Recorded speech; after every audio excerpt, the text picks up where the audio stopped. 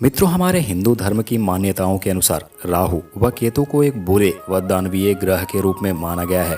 परंतु यह कितना सच और कितना मिथक है, मैं आपको आज के वीडियो में सब कुछ विस्तार से बताऊंगा। बस आप बने रहिएगा मेरे साथ वीडियो के अंत तक।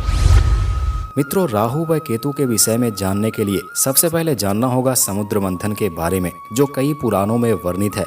पुराणों में बताया गया है कि जब पृथ्वी का राज्यभार राजा बलि संभाल रहे थे, उस वक्त दैत्य, राक्षस व दानव अति प्रबल हो गए थे। दैत्यों को शुक्राचार्य की शक्ति प्राप्त थी और उसी वक्त दुर्वासा ऋषि के श्राप से देवराज इंद्र शक्तिहीन हो गए थे। देवों के दुर्बलता और असुरों की प्रबलता के कारण दैत्यराज बलि का तीनों लोकों पर राज चलने लगा था, जिससे देवतागण भयभीत रहने लगे थे, जो एक बड़ी समस्या थी। इसी के निवारण के लिए सभी देवतागण भगवान विष्णु के शरण में जाकर अपनी समस्या बताई। तब भगवान विष्णु ने देवताओं से कहा कि इस वक्त देवताओं का संकट काल चल रहा है व दैत्यों आदि का अभ्युत्थान हो रहा है, किंतु संकट काल को मैत्रीपूर्ण भाव से व्यतीत कर देना चाहिए। तुम लोग असुरों से मित्रता कर लो और क्षीर सागर को मंथ कर उसमें से अमृत निकालकर उसका पान कर लो।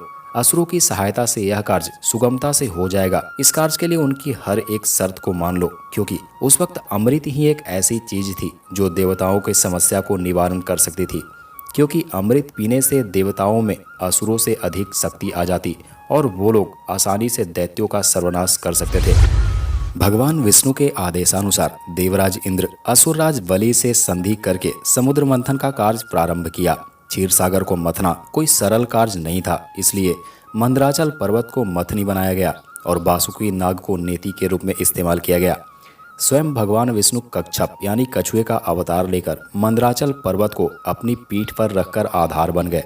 राक्षसगण बासुकी के मुख की ओर से और देवतागण बासुकी के पूंछ की ओर से पकड़कर समुद्र मंथन की शुरुआत की। समुद्र मंथन में सबसे पहले हलाहल विष निकला, जिसे भगवान शिव अपनी कंठ में धारण किए, जिसके कारण उनका कंठ नीला पड़ गया। इसी कारण उनका नाम नीलकंठ भी पड़ा। मंथन के दौरान विष के पश्चात दूसरा रत्न कामधेनु गाय निकली, जिसे ऋषियों ने रख लिया। उसके बाद उच्चय श्रैवा नामक घोड़ा निकला, जिसे असुरराज बलि ने रखा। उसके बाद एरावत हाथी निकला, जिसे देवराज इंद्र ने धारण किया। उसके बाद कौस्तुभ मणि निकला, जिसे भगवान विष्णु ने रखा।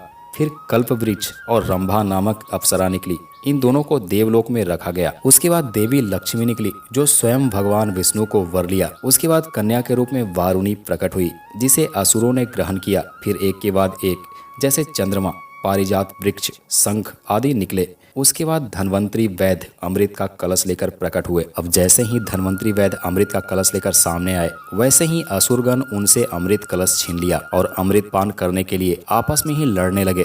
देवताओं को दुर्वासा ऋषि के श्राप के कारण इतनी शक्ति बची नहीं थी कि वे असुरों से लड़कर अमृत कलश छीन सके।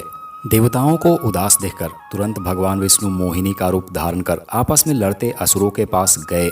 मोहिनी के रूप को देखकर असुर व देवता तो क्या, स्वयं भगवान शिव भी मोहित होकर उनकी ओर बार बार देखने लगे। उस नवयौवना सुंदरी को अपनी ओर आते देखा तो अपना सारा झगड़ा भूलकर उसी सुंदरी की ओर कामासक्त होकर उसी की ओर देखने लगे। तब असुरों के राजा बलि ने कहा कि आप कौन हो सुंदरी, कृपया अपना परिचय दें और हमारे बीच झगड़े का निपटारा करें और हमें अपने सुंदर हाथों से अमृत पान करवाएं। हालांकि मोहिनी ने यह भी कहा कि मुझ स्वच्छंद स्त्री के ऊपर विश्वास करना ठीक नहीं, परंतु असुर तो कामातुर थे, वे मोहिनी पर विश्वास कर बैठे और अमृत पान करवाने को कहा। तब उस मोहिनी रूपी विष्णु ने अमृत कलश अपने हाथों में लेकर देवताओं और असुरों को अलग अलग पंक्तियों में बैठने को कहा। उसके बाद मोहिनी ने अपनी कटाक्ष से असुरों को मदहोश करते हुए देवताओं को अमृत पान कराने लगी।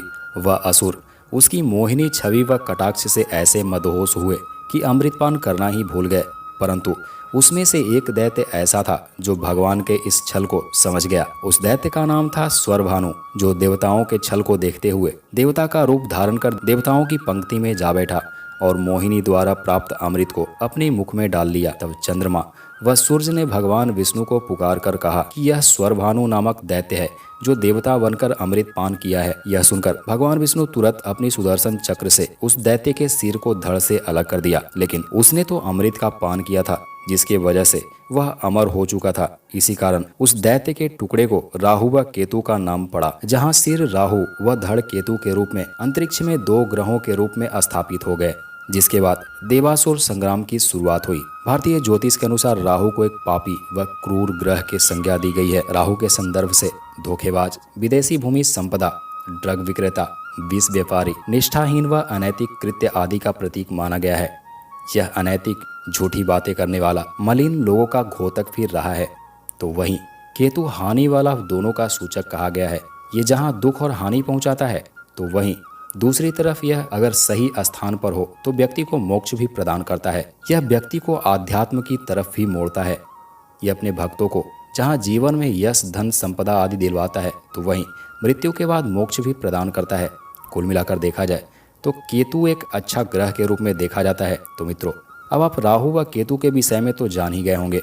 वीडियो में मेरे साथ अंत तक बने रहने के लिए आपको तहे दिल से शुक्रिया। मिलते हैं अगले वीडियो में, तब तक के लिए नमस्कार।